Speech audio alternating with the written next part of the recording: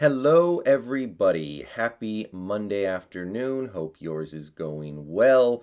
We've got a Seahawks video to get to today, but first, we just hit 2,730 subscribers to the YouTube channel. We've been blowing up lately. I want to give a shout out to all the subscribers. Special shout out goes to the channel members, especially the new channel members, Larry Byrd, Cory, Felix, and Masterchief 0970. And as always, the elite channel members, Brendon, Mikel, Scott, Todd, Hasher for MVP, VGK Tiger 75, Ryguy 1218, Salacious, Crumb, and Brendon Nelson's haircut.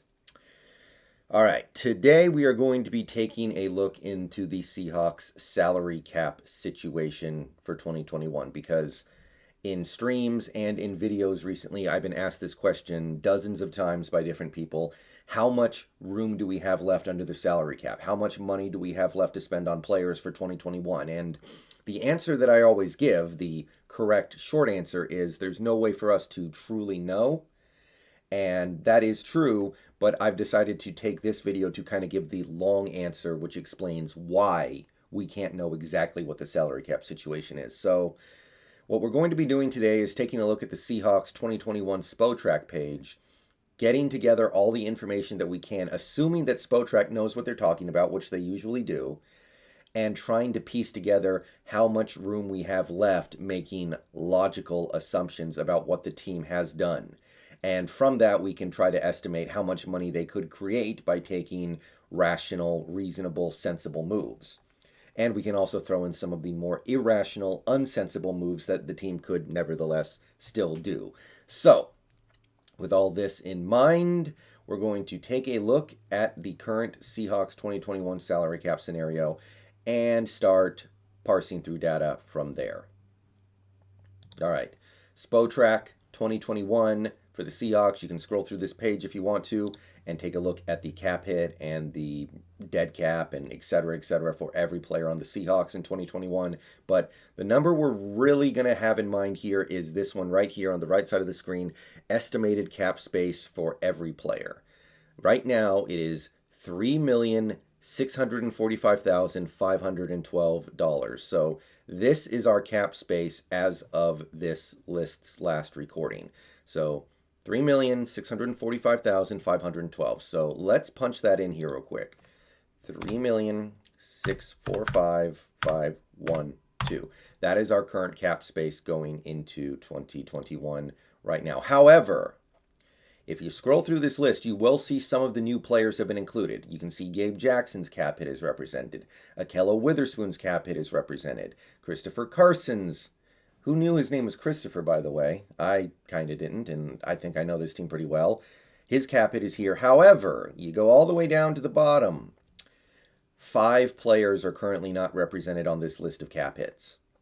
Gerald Everett, Puna Ford, Kyle Fuller, Ryan Neal, and Ethan Posik. So in order to figure out how much cap space we have, let's try to add in these players and their expected 2021 cap hits.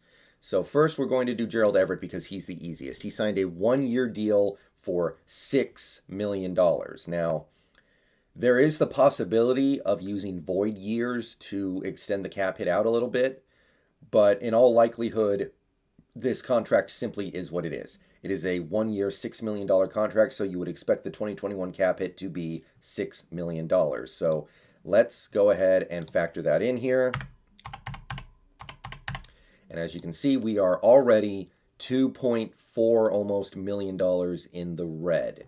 And that's just one player. So next, let's do Puna Ford. And let's take a look at what his 2021 cap hit might be. We don't know officially. Spotrac doesn't have it yet. I can't find any official declaration of what his cap hit is. However, I have been told and have been led to believe that the number is right here. This $4.4 million number. I will circle back if we learn something new about that, but as of right now, I believe the number of Puna's cap hit in 2021 will be 4.4 million. So if we go back here, add 4 million to the pile, we can see that with just those 2 players, we're now down to 6.8 million in the red.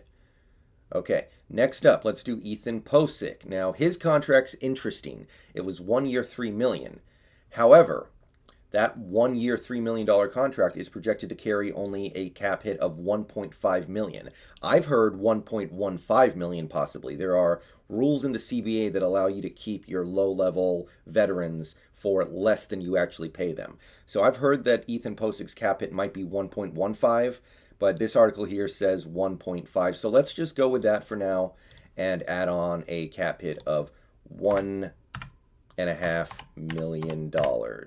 Okay, that gets us to over 8 million in the red. Finally, we have two players that we tendered.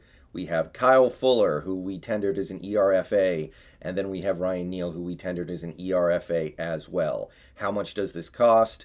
According to my research, tendering a player with their level of experience costs $850,000. So $850,000 times 2 would be 1.7 million. So let's just add on 1.7 million to this, and we come to our current status over the cap, not under the cap, but over the cap of just shy of $10 million. So when I say we are already over the cap as far as we know, this is what I'm talking about. If you add up the contracts that have not been included in the total on Spotrac yet, we are currently 10 million over the cap. So obviously we have done or are about to do something to mitigate this. And what could those things be? Well, let's take a look at this Field Goals article from a little while ago, where they talk about how much cap space the Seahawks could create by restructuring deals with some of their players. We've looked at this article before, but let's take a look at it one more time. I'll zoom in a little bit for the video, and you can see that there are actually only 3 players the Seahawks can restructure right now to create cap space. The first is the most obvious restructure target and somebody that people have been talking about a lot recently in terms of who we need to restructure. Russell Wilson, who, if he is restructured, can create as much as $11,950,000 in cap space, almost $12 million. So let's assume we do a full restructure on Wilson and go back to the calculator. So let's add this cap space. So 11,950,000, and that comes out to cap space of just under 2 million. Okay, that gets us at least in the black. It's not a great place to be, and as we're about to find out, it's actually not good enough, but it gets us into the black for the moment. So let's jump back over to Spotrac and take a look at the 2021 projected draft pool cap, because we know we are going to have some draft picks in the upcoming draft. Not very many, only 3 right now, but the cap hit of those picks on the rookie scale would be $2,559,704. We may trade these picks around. We could trade up. We could trade down. A lot of people think we're going to trade down. I'm not convinced completely yet, but let's go ahead and take this number at face value, 2,559,704. So 2,559,704 gives us what? We are now over the cap by just over $500,000. So what can we now do? Let's jump back over to the Field Goals article. We can see, well, we could restructure Jason Myers, and this seems reasonable too. He's a kicker. He's been very good for us. He's got 2 years left on his deal, so we just kick a part of the cap hit into a future season. So the maximum amount of 2021 cap space that can be created if we restructure Jason Myers would be almost $1.2 million, $1,180,000. So let's do that.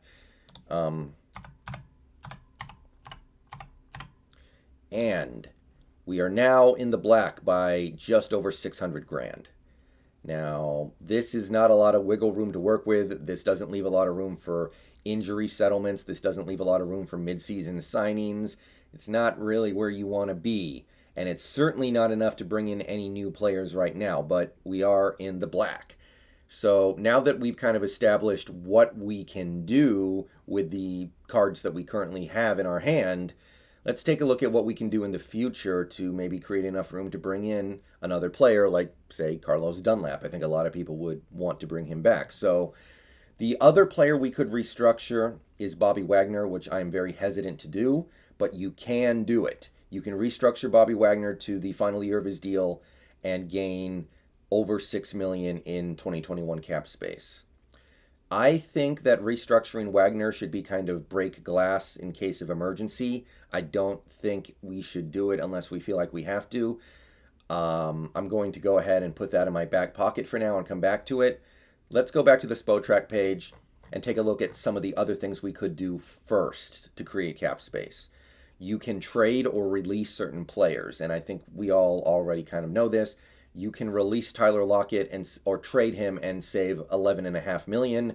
You can do the same with Jerron Reed and save $8.5 million. You can do it with Dwayne Brown and save $11 million. You can do it with Gabe Jackson. I mean, not that we're going to do that because we just traded for him and saved 9.6, the full amount. You can do it with Quandre Diggs and save $5.5 million, the full amount. No dead money there. You can do it with Brandon Shell and save almost $3.4 million. These are all reasonable and viable options to free up some cap space for now. I think the most likely way in which we free up cap space is via extension. So Jamal Adams has a cap hit in 2021 of $9.9 million, just shy of 9.9. If you extend him to a long-term deal that is very lucrative, you can arrange it so that the cap hit in 2021 is less. You can make this cap hit maybe $5 or $6 million. Now that'll hurt later down the line, but maybe that's something you're willing to take on to have a player like Jamal Adams long-term. Maybe that's something that's worth it to try to win a Super Bowl in 2021. It's up to the team. So just by extending Jamal Adams, maybe you could create $3 to $4 million in cap space. Then you have Gabe Jackson. You could possibly restructure him or extend him. He's only under contract for the next 2 years, and none of his money is guaranteed. All of it is tied up in him actually being on the roster, which is no guarantee. So he may very well take some security in order to push some of this cap hit to a future year. And you could also extend Quandre Diggs and put him in a deal that has a cap hit of less than $5.6 million in 2021. So if you add it all up, just by extending Jamal Adams and maybe extending Gabe Jackson, you can create probably, I would say, somewhere around $8 to $9 million in cap space. So if you were to add, let's just say $9 million, and that's just a rough estimate because we can't know exactly what the team is going to do in terms of numbers, but you can see we can get up to almost $10 million in cap space just through that. I didn't have to get rid of any players. I didn't have to make any hard sacrifices. I didn't have to do any super uncomfortable restructurings. I just kind of did business as usual. So $9.6 million in cap space should be enough to bring back Dunlap and possibly bring in a center like Austin Blythe if you're still inclined to do. And again, if you want to do even more than that, there are other options. You can push Wagner's money into 2022. You can start trading and cutting players. But as I see it right now, this is more or less where we are. As of right now, if we restructure Wilson and Myers, which I think is either going to happen or has already happened, we can get just barely under the cap if you count draft picks. As for being able to make more moves right now, we need to do a little something extra, but the options are many and the options are clear. So with that, I'm going to get out of here. Hope you learned something. Peace out. Go Hawks. I'll be streaming later tonight, and we can talk about this a little bit more. I know there have been some signings today. Josh Reynolds went to the Titans, I think. So a couple players coming off the board, but yeah, that's going to do it for me. See y'all tonight.